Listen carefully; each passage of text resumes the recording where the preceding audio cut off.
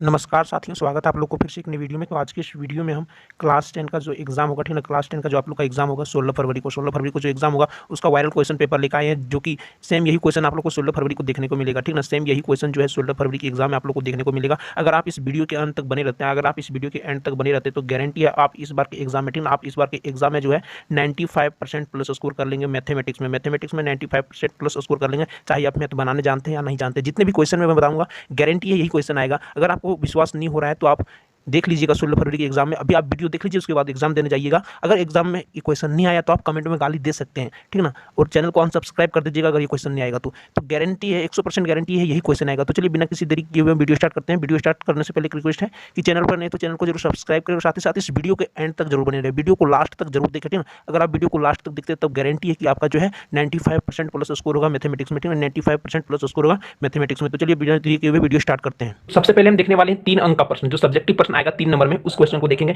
यहाँ हम सब कॉपी में लिख लिए हैं और सॉल्यूशन भी कर दिए ताकि आप लोग का टाइम का जो है बचत है। आपसे एक रिक्वेस्ट है कि वीडियो को लास्ट तक जरूर देखिएगा, भले आपका 10 से 15 मिनट बर्बाद हो जाएगा, हम बर्बाद इसको नहीं करेंगे। अगर आप 10 से 15 मिनट इस वीडियो को देख लेते हैं तो गारंटी आप 95% प्लस जरूर स्कोर करेंगे, ये आपका जो है उम्मीद है और ये जरूर से जरूर पूरा होगा, ठीक है। तो 3 अंक का जो प्रश्न है इंपॉर्टेंट, उसमें पहला क्वेश्चन है, दर्शाइए कि एक धनात्मक विषम पूर्णांक 4q+1 या 4q+3 के रूप का होता है जहां q एक पूर्णांक है। तो देखिए मैथ में जो होता है, यहाँ देखिए 4q+1 है या 4q+3 है, हो सकता है वहां डिजिट चेंज कर दे, लेकिन क्वेश्चन यही रहेगा, इसी बेस पर रहेगा। तो सबसे पहले हम क्या किए, माना a कोई धनात्मक पूर्णांक है जिसे 4 से भाग देने पर भागफल q तथा शेषफल r प्राप्त होता है। यहाँ देखिए ये जो है 4 है, इसके पहले इसलिए यहाँ 4 लिखे, 4 से भाग दिए, और यहाँ जो भागफल है वो क्या प्राप्त होता है, वो q, और शेषफल क्या होता है, एक प्राप्त होता है, 1 और 3 प्राप्त होता है, लेकिन इसको क्या माने, r बराबर नंबर, ठीक है। तो यूक्लिड विभाजन एल्गोरिथम से क्या किए, a बराबर 4q+r किए। क्यों किए, क्योंकि भाज्य बराबर क्या होता है, भाजक गुने भागफल। तो ये मेरा भाज्य है, ये मेरा भाजक गुने भागफल है, ये प्लस शेषफल है, ये क्या है, शेषफल। जहां r जो है, r जो होता है वो हमारा क्या है, 4 से छोटा है। तो क्या हो सकता है, 4 से छोटा 0 हो सकता है, 1 हो सकता है, 2 हो सकता है, 3 हो सकता है। इसी प्रकार हम r बराबर 0 लेंगे तो सम संख्या आएगा, ठीक ना।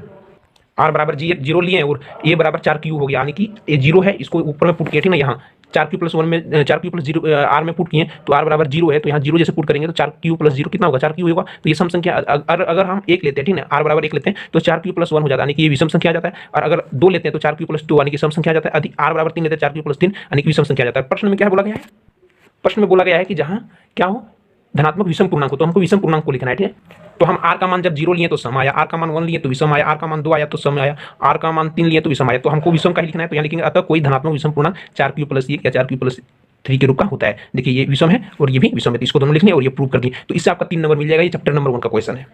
अगला क्वेश्चन है क्वेश्चन नंबर 2, दर्शाइए कि एक धनात्मक विषम पूर्णांक 6q+1 या 6q+3 या 6q+5 के रूप का होता है जहाँ q एक पूर्णांक है। तो सेम वही प्रोसेस करेंगे। यहाँ क्या है मेरा 6 किया है, मेरा 6 से हम भाग देंगे, भागफल क्या आएगा q, और शेषफल क्या आएगा मेरा r आएगा। r बराबर क्या लेंगे, 6 से छोटा, तो 6 से छोटा क्या आता है, 0 आता है, 1 आता है, 2 आता है, 3 4 5। वहां से r बराबर 0 लेंगे तो क्या आएगा, r बराबर 0 लिए तो सम आया, r बराबर 1 लिए तो विषम आया, r बराबर 2 लिए तो सम आया, r बराबर 3 लिए तो विषम आया, r बराबर 4 लिए तो सम आया, r बराबर 5 लिए तो विषम आया। तो हमको विषम संख्या लिखना है, इसलिए लिखेंगे अतः कोई धनात्मक विषम पूर्णांक 4q+1 4q+3 या 4q+5 के रूप का होता है। ये क्यों लिखें, क्योंकि देखिए 4q+3 विषम है, 4q+1 विषम है, 4q+5 विषम है। इन तीनों को यहाँ लिख दिया और प्रूव कर दिया, इससे भी आपका 3 नंबर मिल जाएगा। ये भी बहुत इंपॉर्टेंट है। फिर अगला इंपॉर्टेंट क्वेश्चन है, सिद्ध कीजिए कि 3+2√5 एक अपरिमेय संख्या है। ये अपरिमेय संख्या है कि नहीं, इसको सिद्ध करना है। सबसे पहले क्या करेंगे, मान लेंगे कि ये परिमेय संख्या है। 3+2√5 क्या है, परिमेय। जब परिमेय तो उसको क्या कर सकते हैं, p/q के रूप में लिख सकते हैं। अब p/q के रूप में लिख सकते हैं तो यहाँ देखिए 3 प्लस में उधर आके क्या हो जाएगा, माइनस में हो जाएगा, ठीक है। इधर आएगा तो माइनस में हो जाएगा। अब ये देखिए 2 इसके साथ गुणे में है तो उधर जाएगा तो बटे में हो जाएगा, यानी कि 1/2। इस प्रकार से इसको हम सॉल्व किए। तो ये भी बहुत इंपॉर्टेंट क्वेश्चन है, इसको आप लोग रट्टा मार लीजिएगा, गारंटी है कि इन्हीं में से कोई क्वेश्चन आएगा। और इस प्रकार से चलो इसको हम सॉल्व किया, उतना टाइम नहीं है और अपरिमेय संख्या हम दिखा दिए, यहाँ देख सकते हैं किस तरह सॉल्व किए हैं।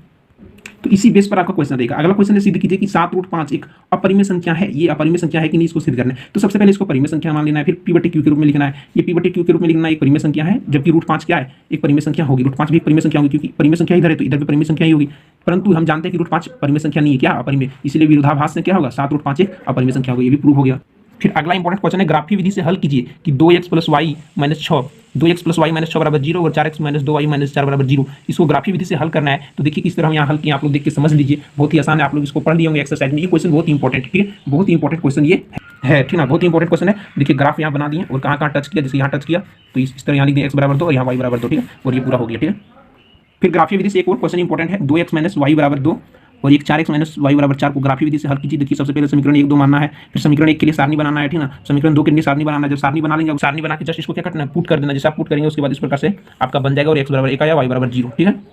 अब क्वेश्चन 7 है, किसी एपी का प्रथम पद 5, अंतिम पद 45 और योग 400 है, तो पदों की संख्या और सार अंतर ज्ञात कीजिए। तो ये बराबर दिया है 5, एन कितना दिया है 45 और सार जो योग दिया है वो 400 दिया है, ठीक ना। एन हमको पता करना है कि कितना संख्या है और सार अंतर यानी कि डी पता करना है, ठीक है, डिफरेंस। तो इस प्रकार से क्या करेंगे, चूंकि 5n बराबर 400 दिया है तो क्या होता है एस एन सॉरी ये एस एन है, ठीक ना, ये एस एन है। तो एस एन का फॉर्मूला क्या होता है, n/2 a + n ये होता है। इसको पुट करेंगे इस प्रकार से, इसको हल करेंगे और n बराबर कितना है 16 और d बराबर कितना है 8/3। तो इस प्रकार से इसको आप हल कर सकते हैं। ये भी बहुत इंपॉर्टेंट क्वेश्चन है, ये भी आएगा।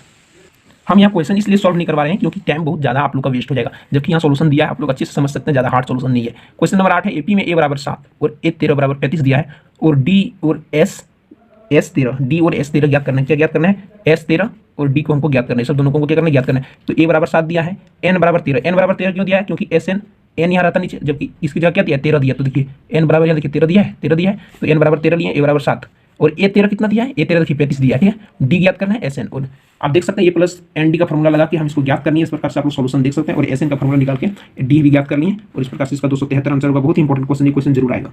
यहाँ हम जितने भी क्वेश्चन बता रहे हैं उनमें से 5 क्वेश्चन तो जरूर ही आएगा, ठीक है, चाहे जो भी आए। प्रथम 1000 धन पूर्णांकों का योग ज्ञात कीजिए। एपी से एक क्वेश्चन है, एपी हमको धन पूर्णांक यानी कि 1 से स्टार्ट होता है कहाँ तक, 1000 तक। ए बराबर कितना दिया है 1, डिफरेंस कितना है 2 में से 1 देगा तो 1 और ए एन कितना दिया है 1000 तक, एन कितना है 1000, ठीक है 1000 तक। अब एस एन का फॉर्मूला लगाएंगे और इसका जो आंसर आ गया ये, और ये बहुत इंपॉर्टेंट क्वेश्चन है। जितने भी क्वेश्चन बताएंगे सब इंपॉर्टेंट है और सब लोग आप लोग जो है इसको अच्छे से प्रैक्टिस कर लीजिएगा। यही क्वेश्चन आएगा 16 फरवरी में, ठीक है। अगला क्वेश्चन हुआ, एपी ज्ञात कीजिए जिसके तीसरे पद 16 है और 7वां पद 5वें पद से 12 अधिक है। तो सबसे पहले क्या करेंगे, ये 13 ये 3 कितना दिया है, तीसरा पद 16 दिया है, तो ये प्लस 2d यानी कि आप लोग क्या पढ़े, ए एन बराबर पढ़े ना, a plus n minus 1 into d, ये पढ़ेंगे फॉर्मूला आप लोग।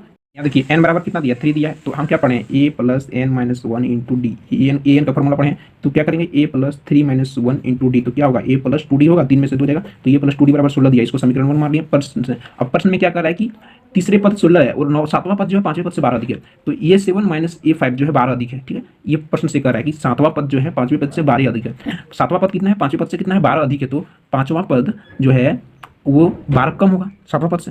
अरे भाई साधारण सी बात है, ये ए 7 माइनस ए 5 करेंगे और डी बराबर मेरा 6 निकल जाएगा। अब डी का मान समीकरण 1 में रखेंगे, जो समीकरण 1 पीछे माने थे, ठीक ना, और इस प्रकार से ये मेरा एपी आ गया और यही बहुत ही आसान सा प्रश्न था जो 3 नंबर में आपका आने वाला है। तो हम आप लोग को क्वेश्चन ही डायरेक्ट बताते हैं, आप लोग सॉल्यूशन कर लीजिएगा। सॉल्यूशन अगर हम समझाते जाएं तो वीडियो लॉन्ग हो जाएगा। तो अगला इंपॉर्टेंट क्वेश्चन है, उस एपी का 31वां पद ज्ञात कीजिए जिसका 11वां पद 38 है और 16वां पद 73 है। तो ये यहाँ देखिए सॉल्यूशन दिया, अगर समझ सकते हैं तो समझ जाइए, वरना आप एक्सरसाइज में तो जरूर बनाइए होंगे, वहाँ से आप अपने नोट्स को भी से समझ लीजिए, ठीक है। से ए 31 का मान कितना आया 178 आया, ठीक है। फिर अगला इंपॉर्टेंट क्वेश्चन है, उस त्रिभुज का क्षेत्रफल ज्ञात कीजिए जिसके शीर्ष 1 -1 -4 6 और -3 -5 है। तो यहाँ देखिए सोल्यूशन किए हुए आप लोग अच्छे से देख सकते हैं, बहुत ही आसान क्वेश्चन है, इसको सॉल्व किए हैं और 24 वर्ग मात्रा इसका आंसर आया, ठीक है। तो आप लोग देख लीजिए, बहुत ही इंपॉर्टेंट क्वेश्चन है, जहाँ जितना भी क्वेश्चन बता रहे हैं सब इंपॉर्टेंट क्वेश्चन है, ठीक है। अगला क्वेश्चन है, किसी एपी के प्रथम और अंतिम पद क्रमशः 17 और 350 है, ठीक ना। अधिसार अंतर 9 है, तो इसमें कितने पद है यानी कि एन ज्ञात करने बोला है और इसका योग क्या है। इस प्रकार से इसको हल किया और इसका आंसर आ गया, देख सकते हैं एन 38 और योग 6973। फिर अगला इंपॉर्टेंट क्वेश्चन है, उस एपी के प्रथम 22 पदों का योग ज्ञात करें जिसमें डी बराबर 7 है और 22वां पद 149 है। सेम उसका उल्टा क्वेश्चन है, इसको सॉल्व किया इस प्रकार से सॉल्व करके देख सकते हैं S22 कितना है 16 से 61 आया। अगला इंपॉर्टेंट क्वेश्चन है, उस एपी के प्रथम 51 पदों का योग ज्ञात करें जिसके दूसरे और तीसरे पद क्रमशः 14 है और 18 है। A2 कितना दिया है 14, A3 क्या दिया है 18 दिया गया। इस प्रकार से इसको जब हम हल करेंगे तो कितना आएगा इसका आंसर, देख सकते हैं आप लोग 5610 आएगा, ठीक है 5610 और ये बराबर 10 आएगा। तो हम हल इसलिए नहीं कर रहे हैं, सॉल्व इसलिए नहीं कर रहे हैं क्योंकि वीडियो लंबी हो जाएगी। आप लोग को सिर्फ क्वेश्चन बता देते हैं, क्वेश्चन को आप लोग अच्छी तरीके से हल कर लीजिए और चला जाइए, आपका गारंटी 95% प्लस स्कोर होगा। फिर अगला इंपॉर्टेंट क्वेश्चन है, यदि किसी एपी के 7वें पदों का योग 49 है और प्रथम 17 पदों का योग जो है 289 है, तो इसके प्रथम n पदों का योग ज्ञात करें। तो यहाँ देख सकते हैं, इसको हम हल किए। अगला इंपॉर्टेंट क्वेश्चन है, दर्शाइए कि A1 A2 .an से एक एपी बनती है यदि an नीचे दिए गए अनुसार परिभाषित है। an बराबर 3 + 4n, an बराबर 9 - 5n। अब देखिए इसको हम अच्छे से दर्शाए हैं, आप लोग अपने एक्सरसाइज में जरूर दर्शाए होंगे, बहुत ही इंपॉर्टेंट क्वेश्चन है, आप लोग जरूर से जरूर इसको सॉल्व कीजिएगा। अगर आपको हम यहाँ सोल्यूशन नहीं दे रहे तो आप जाकर यूट्यूब में सर्च कीजिएगा इसका सोल्यूशन और अच्छे से देख लीजिएगा, ठीक है। बहुत ही इंपॉर्टेंट क्वेश्चन, जितने भी क्वेश्चन बता रहे हैं, अगर सोल्यूशन समझ में नहीं आ रहा है तो यूट्यूब में जाकर सर्च कीजिएगा, इसका सोल्यूशन देख लीजिएगा, ठीक है। वीडियो लंबी ना हो जाए इसलिए आप लोग को हम सिर्फ क्वेश्चन बता रहे हैं। अगला क्वेश्चन है, बिंदु -4 6 बिंदुओं -6 10 और बी में क्या है 3 - 8 को जोड़ने वाले रेखाखंड को किस अनुपात में विभाजित करता है। तो यहाँ देख सकते हैं इसका सोल्यूशन यहाँ किया हुआ है और किस अनुपात में विभाजित करता है, यहाँ देख सकते हैं 2:7 में विभाजित करता है। साथ ही साथ अध्याय नंबर 7 की क्लास 10 के अध्याय नंबर 7 के उदाहरण 6 7 9 10 प्रश्नावली 7.2 के क्वेश्चन 1 4 5 7 8 ये भी आप लोग कर लीजिएगा, बहुत इंपॉर्टेंट है। अगला क्वेश्चन है, sine A plus cosec A का whole square plus cos A plus C के होल स्क्वायर बराबर 7 + 10 square A plus cot square, ये इसको प्रूव करना है, ठीक ना। इसको प्रूव करना बहुत इंपॉर्टेंट क्वेश्चन, यहाँ साधारण से हम प्रूव कर दिए, आप लोग देख सकते हैं, ठीक ना। और अगला इंपॉर्टेंट क्वेश्चन है, cosec theta minus cot square theta बराबर 1 - cos थीटा बराबर 1 + cos थीटा, इसको प्रूव करना है LHS RHS मान के। अब इसमें आपका जो है 3 नंबर मिलेगा। अगला क्वेश्चन है cos ए बटे 1 प्लस sin ए प्लस 1 प्लस sin ए बटे cos ए बराबर 2 sec ए है। इसको प्रूव करना है, इसमें भी आपका 3 नंबर मिलेगा। बहुत ही इंपॉर्टेंट क्वेश्चन हम बता रहे हैं, जितने भी क्वेश्चन बता रहे हैं। अगला क्वेश्चन है अंडर रूट 1 प्लस sin ए बटे 1 माइनस sin ए बराबर sec ए प्लस tan ए। ये भी बहुत इंपॉर्टेंट क्वेश्चन, इसका सोल्यूशन दिया हुआ है। एलएचएस आरएचएस को प्रूव करना है, ठीक है, देख सकते हैं आप लोग, ठीक है, यहाँ प्रूव कर दिए, देख लीजिए। अब अगला इंपॉर्टेंट क्वेश्चन की ओर चलते हैं। अगला इंपॉर्टेंट क्वेश्चन है जो कि एक्सरसाइज 11.2 से लिया गया है। क्वेश्चन नंबर 1 भी आप लोग कर लीजिएगा, ठीक है ना। 6 सेंटीमीटर त्रिज्या का एक वृत्त खींचिए जो केंद्र से 10 सेंटीमीटर दूर त्रिज्या एवं बिंदु से वृत्त पर स्पर्श रेखा युग्म की रचना करें। तो रचना से भी क्वेश्चन यहाँ दिया गया है, आप लोग देख लीजिए अच्छे तरीके से, ये भी आपका आएगा। और ये लिख दीजिएगा अभिष्ट स्पर्श रेखा पी क्यू और पी आर।